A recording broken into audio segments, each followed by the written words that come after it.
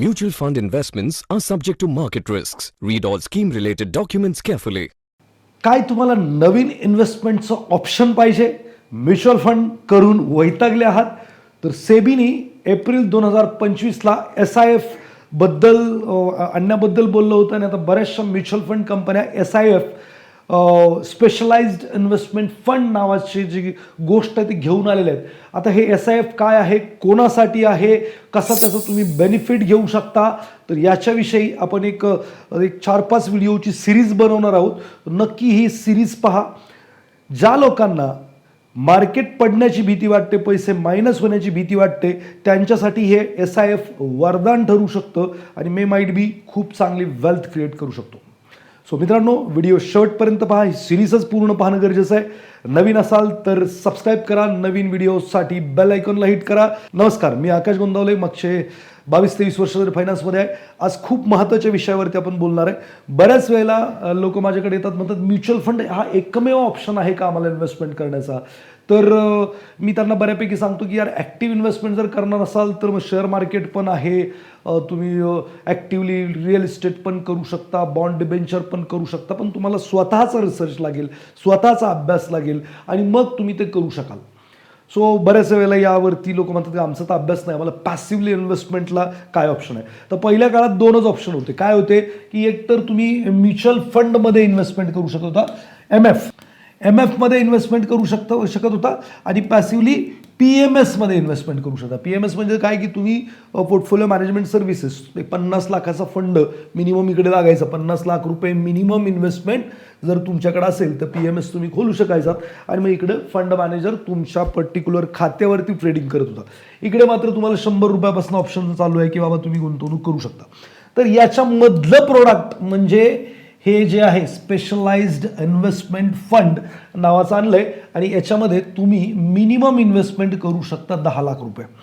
आता बरीच लोक म्हणते 10 लाख रुपये मोठी रक्कम आहे किंवा बरंचसं काय म्हणू शकतील, पण मित्रांनो, मोठी असेल छोटी असेल प्रत्येकाच्या गोल किंवा फायनान्शियल ॲपेटाईटनुसार ठरू शकेल, पण हा सगळ्यात बेस्ट पर्याय माझ्या हिशोबाने आलेला आहे. काय होतं, पहिलं तर म्युच्युअल फंड होतं, त्याच्यानंतर PMS होतं आणि त्याच्या पुढे जाऊन आपण अल्टरनेट इन्व्हेस्टमेंट फंड 1 करोडचं साधारणपणे त्याच्यामध्ये तिकीट साईज होती. मिनिमम 1 CR इन्व्हेस्टमेंट करायचं. म्हणजे सामान्य माणसाला हे दोन्ही पण ऑप्शन तसे कामाचे नव्हते आणि मग सामान्य माणूस कुठेतरी कोणाची तरी ॲडवाईस घ्यायचा किंवा काहीतरी करायचा, तर सेबीनी त्यांच्यासाठी हा बेस्ट ऑप्शन आणलेला आहे, ज्याच्यामध्ये लॉंग शॉर्ट करणार आहेत, खूप सारे डेरिव्हेटिव्हचे ऑप्शन्स असतात, स्ट्रॅटेजी असतात, त्या वापरणार आहेत, त्यामुळे डाऊन साईड प्रोटेक्टेड रिटर्न तुम्हाला पाहायला मिळू शकतात. सो हे SIF म्हणजे काय की स्पेशलाइज्ड इन्व्हेस्टमेंट फंड. आता हे काय असतं, याचा कसा वापर करायचा किंवा हे कसं तुमच्यासाठी फायद्याचं ठरू शकतं, त्याच्याविषयी आपण या सिरीजमध्ये बोलणार आहे. मी बरेचसे जे काही डेरिव्हेटिव्हचे कन्सेप्ट आहे ते नंतर क्लिअर करेल. फक्त SIF हे नवीन इन्व्हेस्टमेंटचं ऑप्शन आहे आणि काय काय त्याच्यामध्ये कॅटेगरी येऊ शकतात ते मी थोडक्यात सांगण्याचा प्रयत्न इथं करणार आहे. So what is the specialized investment fund? New SEBI regulated investment category, नवीनची सेबी रजिस्टर किंवा सेबी रेग्युलेट ज्याला करते ती कॅटेगरी आहे. ही position between mutual fund and AIFs, alternate investment fund मधली ही कॅटेगरी आहे. Design for experienced and HNI investor.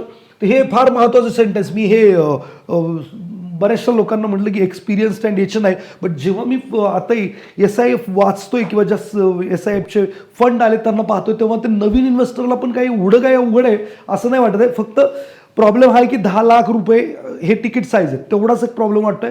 पण मला तर काही जे आता मी डिफेन्सिव्ह SIF पाहिले त्याच्यामध्ये तर डाऊन साईड वाटतच नाही किंवा फार कमी रिस्कमध्ये खूप चांगले रिटर्न किंवा मॉडरेट रिटर्न काढण्याची कॅपॅसिटी याच्यामध्ये आहे. तर मी सुरुवातीला जेव्हा SIF बद्दल ऐकलं तेव्हा मला हे वाटलं होतं की एक्सपिरियन्स्ड आणि HNI लोकांसाठीच हे प्रोडक्ट आहे, पण काही अडचण नाही, रिटेलर सुद्धा याच्यामध्ये जाऊ शकतो. खूप सुंदर प्रोडक्ट आहेत, त्याच्यावरती तर आपण बोलणारच आहे. Allows advanced and flexible strategies. खूप फ्लेक्झिबल स्ट्रॅटेजीज आहेत ज्याचा वापर करून जो फंड मॅनेजर आहे त्याचे हात बांधलेले होते म्युच्युअल फंडला, फंड मॅनेजरला. बघा फंड मॅनेजर काय करायचं की खूप चांगले स्टॉक शोधायचा, फंडामेंटली चांगले स्टॉक होते ज्याच्यामध्ये क्वांटिटेटिव्ह क्वालिटेटिव्ह अनालिसिस करायचा, बेस्ट प्रोडक्ट किंवा बेस्ट कंपनीज त्याच्या पोर्टफोलिओमध्ये घ्यायचा. पण बघा प्राइजेस ज्या असतात ना त्या बेस्टवरती नाही बनत, तर त्या बनतात त्या सेंटिमेंटवरती प्राइजेस बनतात. सेंटिमेंट निगेटिव्ह आहे तर चांगल्या स्टॉकची प्राइस पडते, वाईट स्टॉकची प्राइस पडते. सेंटिमेंट पॉझिटिव्ह आहे, चांगला स्टॉकही पळतो, वाईट स्टॉकही पळतो. म्हणजे सेंटिमेंट कशामुळे होतात तर इव्हेंटमुळे. आता इव्हेंट चांगलं घडलं तर सेंटिमेंट पॉझिटिव्ह, इव्हेंट वाईट घडलं sentiment negative. India Pakistan operation Sindhu sentiment negative किंवा तिकडं ते घडलंय, माझी कंपनी इकडे पुण्यात आहे, तिचं प्रोडक्शन चालू आहे, सेल चालू आहे, प्रॉफिट चालू आहे, सगळं काही फंडामेंटल उत्तम आहे, सगळं काही ओके, बट सेंटिमेंट खराब आहे तर प्राइस पडणार. फंड मॅनेजर या ठिकाणी काहीही करू शकत नव्हता. कितीही चांगलं असलं, मार्केटच ओव्हरऑल पडलं तर फंड मॅनेजरकडे कोणतंही ऑप्शन नव्हतं.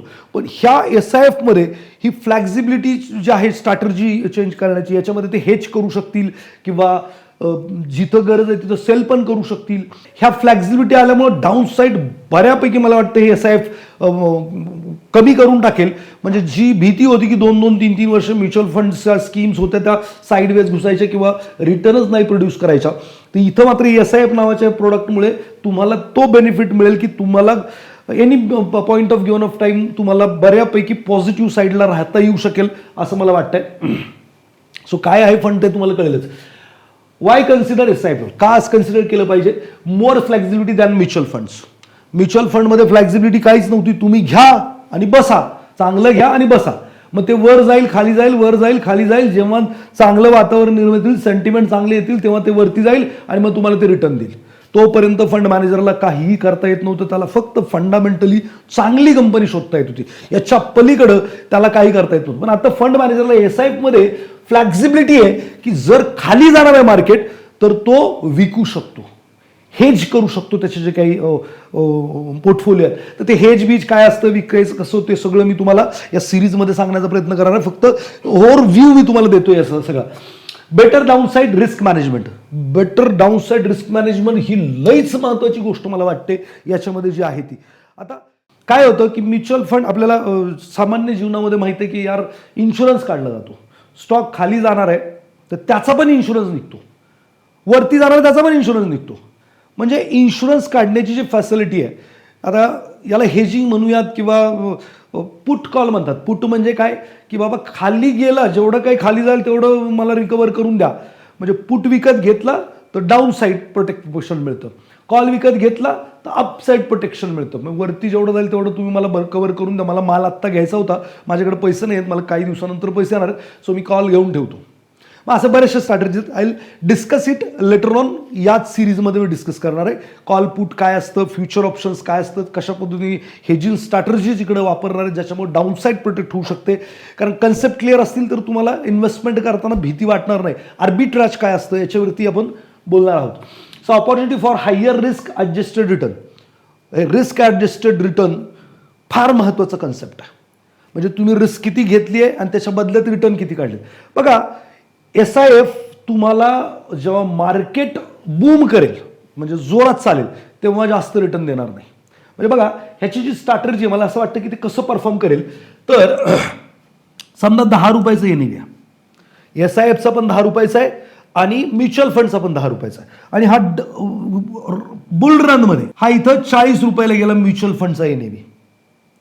ठीक आहे, पण जेव्हा SIFचा NAV निघेल ना तो 40 रुपयाला नाही जाणार, तो साधारणपणे 35 रुपयालाच जाईल. कारण जे काही कॉस्ट त्याला बेअर करायला लागणार आहे किंवा जे काही लॉंग शॉर्ट तो करणार आहे त्याच्यामुळं 35 म्हणजे अपसाईड तो बऱ्यापैकी कॅच करेल, पण 100% कॅच करेल असं नाही. पण या ठिकाणी समजा करेक्शन आलं, मार्केट इथून खाली आलं, उदाहरणार्थ हा NAV 20 रुपयाला आला, इथं मात्र ही गेम चेंजर हा ठरू शकतो की हा 35 वरून एकतर 35 जाईल किंवा 30 रुपयाला येईल. मग ज्या वेळेला इथून परत मार्केट निघेल आणि 60 रुपयाला जाईल तेव्हा हा 30 वरनं निघून कदाचित 65 रुपयाला असेल. म्हणजे जर इकॉनॉमीच्या तुम्ही अप डाऊनच्या 1-2 सायकल पाहिल्या तर आणि तरच तुम्ही इक्विटी म्युच्युअल फंड पेक्षा हा आउट परफॉर्म करतोय किंवा इक्विटी म्युच्युअल फंडला म्हणजे डाऊन आणि अप ही जी सायकल आहे ही एक अशात एक 2 सायकल नंतर तुम्हाला मे माइट बी SIP आउट परफॉर्म करताना दिसेल. पण फक्त तुम्ही अप रॅलीमध्ये जर SIFला कम्पेअर कराल म्युच्युअल फंड स्कीमशी तर mutual fund scheme always better ठरणार आहेत, नो डाऊट अबाउट दॅट. पण डाऊन साईडला ऑलवेज SIF बेटर ठरणार आहे किंवा साईडवेज मार्केटला SIF हे ऑलवेज बेस्ट ठरणार आहे. सो ही गोष्ट लक्षात ठेवा की साईडवेज मार्केट म्हणजे ही रेंज आहे याच्यामध्ये SIF बेस्ट किंवा डाऊन साईड मार्केट जे काही खाली चाललंय याच्यामध्ये SIF बेस्ट. फक्त अपसाईड जेव्हा आहे हे असं मार्केट जेव्हा आहे तेव्हा कदाचित जे काही MF स्कीम आहेत त्या बेटर करतील, SIF तेवढं बेस्ट करणार नाही. पण ऑलमोस्ट जर ह्यांनी 100% वरती गेलाय तर मला असं वाटतं की SIF मिनिमम 80% कॅच करू शकेल. आता किती करतंय अर्थात फंड मॅनेजरचं स्किल लॉट्स ऑफ थिंग्स येतील, but this is the my opinion और जे काही मी याचा अभ्यास केला त्याच्यावरून माझं मत आहे. सो लेट इट बी, जे काही होतं ते मी तुम्हाला सांगतोच आहे. Professional and active fund management हा फार महत्त्वाचा आहे. बरेचसे लोक फ्युचर ऑप्शन करतात, पैसे घालवत आहेत. सेबी म्हणते की यार फ्युचर ऑप्शन करणारे 93% people are losing money in the market. ते झिरोदाच्या फाउंडरचं एकदा स्टेटमेंट आलं होतं की जे काही इंट्राडे फ्युचर ऑप्शन करतायत 10 लोक जे पैसे कमवत आहेत त्यातले 9 लोक 3 वर्षाच्या FD रेटला पण बीट करू शकत नाही. मग पैसे कोण कमवत आहेत? 1% लोक. म्हणजे आपल्याकडं प्रोफेशनल मॅनेजमेंट नाही, तो माइंडसेट नाही, तो स्किल सेट नाही. तर इकडे मात्र ही लोक यांच्याकडे माइंडसेट आहे, स्किल सेट आहे. ती लोक प्रोफेशनल मॅनेजमेंट, ॲक्टिव्ह मॅनेजमेंट तुम्हाला मिळणार आहे. So this is the good और बेस्ट ऑप्शन. की फीचर ऑफ SIF जर म्हणलं तर मिनिमम इन्व्हेस्टमेंट 10 लाख आहे, सगळ्यांसाठी नाही आहे. ज्यांना 10 लाख आणि अबाव जी लोक आहेत, मला तर असं वाटतं की AIF मधले जे 1 करोडचे तिकीट साईजवाले आहेत आणि PMS वाले ते सुद्धा इकडे येतील. कारण टॅक्स इफिशियन्सी खूप चांगली आहे याची, इक्विटी टॅक्सेशन आहे आणि म्युच्युअल फंड ट्रस्ट असल्यामुळे बरेचसे टॅक्सेस लागतच नाहीत. सो खूपच अट्रॅक्टिव्ह वाटतं हे प्रोडक्ट येत्या काळात. जे लोक याचे नाहीत किंवा ज्यांच्याकडे खरंच 10 लाखांना अबाऊ फंड आहे, फक्त म्युच्युअल फंड करतायत, त्यांनी खरंच हे डिटेलमध्ये समजून घ्या. ही सिरीज तुमचं लाईफ चेंजिंग करायला ठरू शकते असं मला वाटतंय. कॉन्सन्ट्रेटेड पोर्टफोलिओ असणार आहे, उगीच 100चा पोर्टफोलिओ स्टॉक नसणार आहेत. त्याच्यामध्ये यूज ऑफ डेरिव्हेटिव्ह फॉर हेजिंगसाठी डेरिव्हेटिव्हचा वापर होणार आहे. फ्युचर ऑप्शन जे काय आहेत त्याचा वापर होणार आहे, कॉल पुटचा. तर ते आपण स्ट्रॅटेजीवरती बोलूच. स्ट्रॉंग गव्हर्नन्स अँड डिस्क्लोजर्स फार महत्त्वाचं आहे. स्ट्रॉंग गव्हर्नन्स PMS करतात आहे, गव्हर्नन्स आहे, पण स्ट्रॉंग आहे का नाही? Fund manager discretionary non discretionary PMS असतात, त्याच्यामध्ये फंड मॅनेजर किंवा investor both are taking decisions. काय राईट काय रॉंग काय वाटतंय तसं चाललंय किंवा ह्युमन जे काही एरर्स आहेत ते तिथे येऊ शकतात. तिकडं मात्र सेबीचं कडक रूल ज्याला म्हणूयात ते इथं आहेत. त्यामुळं जे काही करणार आहे ते पहिलं डिस्क्लोज करणार आहे फंड मॅनेजर आणि त्याची टीम. सो त्याच पद्धतीने त्यांना करावं लागणार आहे. मनाला वाटलं म्हणून काही करता येणार नाही आहे. सो पारदर्शकता फार मोठ्या चांगली आहे. जशी म्युच्युअल फंडची पारदर्शकता आहे तशीच याची पारदर्शकता आहे. आता हे जर इन्व्हेस्टमेंटचं कंपॅरिझन करायला झालं तर म्युच्युअल फंडला किती पण इन्व्हेस्टमेंट केली चालते, याला मात्र 10 लाख रुपये चालते आणि AIFला 1 करोडची इन्व्हेस्टमेंट लागत होती. AIFला टॅक्सेशनसाठी खूपच जास्त म्हणजे टॅक्सेशन आहे जे इकडं नसणार आहे. मे माइट बी 10 लाखाचंच तिकीट साईज आहे. सो 1 करोडवाला विचार करू शकतो, 1 करोड घेऊन SIFमध्ये जाऊ शकतो, काय अडचणीचा विषय नाही. मे माइट बी बरीचसे लोक भविष्यात अट्रॅक्ट होतील आणि त्यांना पण हे सगळे बेनिफिट. अर्थात इकडे थोडे लॉंग रनमध्ये विचार केला तर बेटरच रिटर्न मिळतील, पण रिस्क ॲडजस्टेड रिटर्न किंवा down side protected return SIF खूप चांगल्या पद्धतीने दावा करत आहे किंवा ते चांगलं प्रोडक्ट ठरू शकतं.